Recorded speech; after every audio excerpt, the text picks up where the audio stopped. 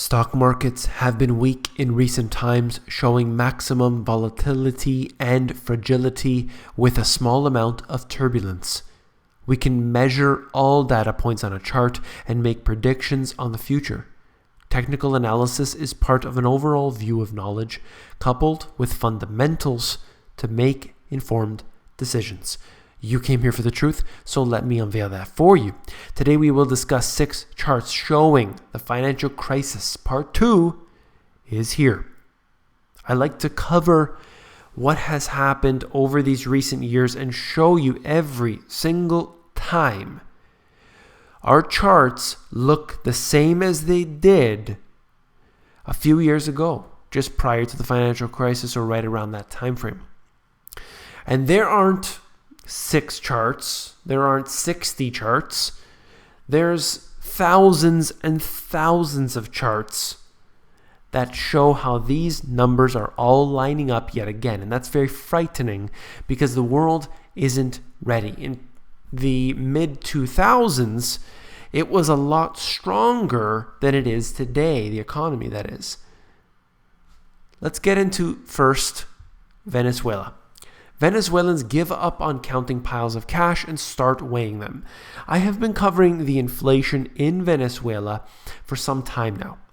And it started bad and it has gotten to worse. It is catastrophic what has happened. This is ready to pop. Venezuela is destroyed. Right here at the last sentence, the currency is so devalued that each purchase requires so many bills. Instead of counting them, this individual here is weighing them. And that's when you know it's game over. Yet the government simply tries to clamp down more and more and more. And there are so many people in poverty in Venezuela right now. People are dying because of what's happening right there. Hold on to that thought for a moment. I want to look at this. This right here is Class 8 truck orders. Essentially, one indicator of the health of the economy, the shipping industry in that region there. At the bottom right corner, 19 consecutive months of year-over-year declines. That is a very serious number. That's not, 19 of the past 30 or 40 or something. That's 19 consecutive. That should raise some alarm bells. Well over a year at this point. And top left corner, trailing 12-month net orders continue decline to the lowest level since January 2011, currently on a trajectory downward of 46%, and it looks like that line isn't going to stop anytime soon, dipping further and further and further into the financial crisis part 2. So I do believe that Class A truck orders is one that we should keep an eye on, as well as all of the other shipping indicators I've gone into on this channel. Don't just look at one. Persistent weakness in capital and consumer goods imports is a risk to our outlook for production and consumption. This right here, goods imports, you can see the decline that has been occurring in recent times. It isn't, though, a very wise thing to do to just look at this short period of time. You need to seek further depth on this, but it is good to zoom in occasionally and try to see on a more near term how everything is. But I do believe that if you look at it on a longer term, you'll see an even worse scenario.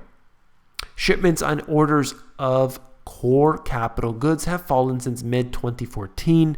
Again, same scenario where you have this, in this case, core capital goods declining consistently since that rise up. So you basically have the scenario where QE stops and everything stagnates. And you can see that declining and declining and declining.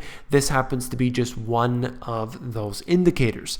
This is one stock, Valiant, and this is, don't focus on this stock in particular.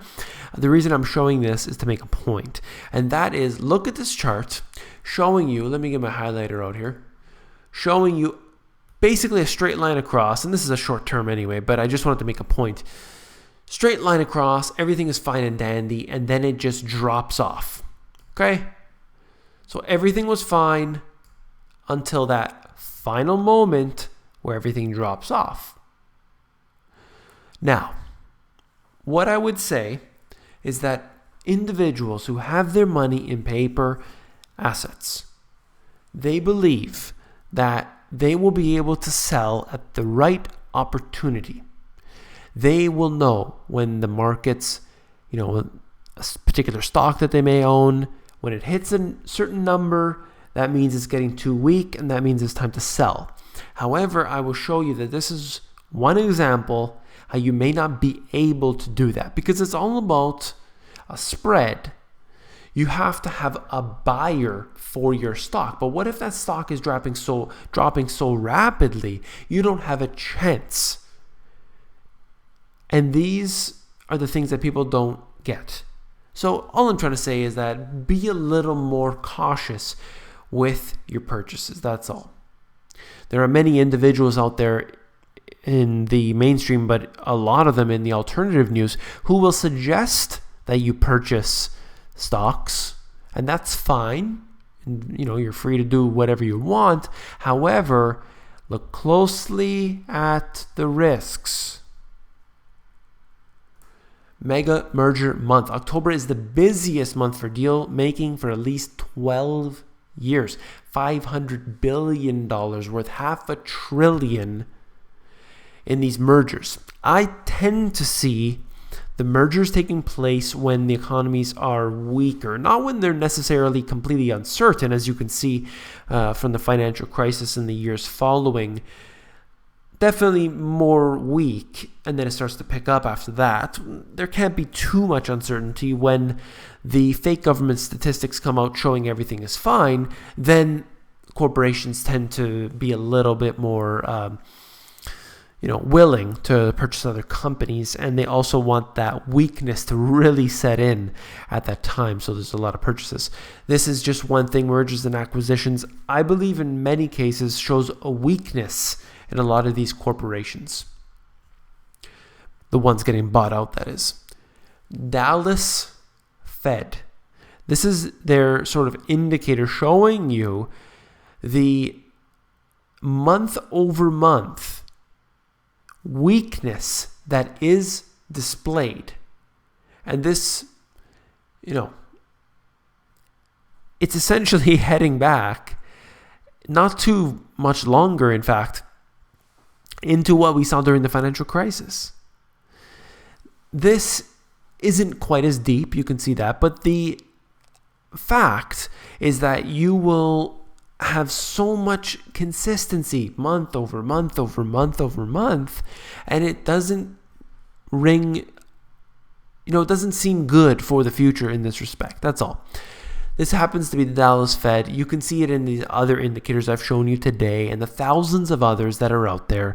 Do not trust the government numbers, but if we take 1,000 of them and put them together, we can get a good picture. So don't be so, what I see a lot out there, unfortunately, in the alternative news, that they'll get fixated on one particular statistic. If you see that, what I try to do is show you as many statistics as possible, and I try to leave my bias out of it. Just look at the chart for yourself. You make that decision for yourself. That's all for this video. If you found it informative, please give me a thumbs up. Really appreciate that very much, because when you give me the thumbs up, it pushes these videos higher up in the YouTube and Google search rankings. So you're letting everyone know that this is a good video. It's essentially being able to vote me up higher. I appreciate that. If you found the video informative, I know you'll find my book, The Money GPS, even more informative. If you want to look through the book, all you have to do is go to Amazon. They have a look inside feature. You go over there and they have this ability to actually flip through the pages of the book and see if you like it. Take care.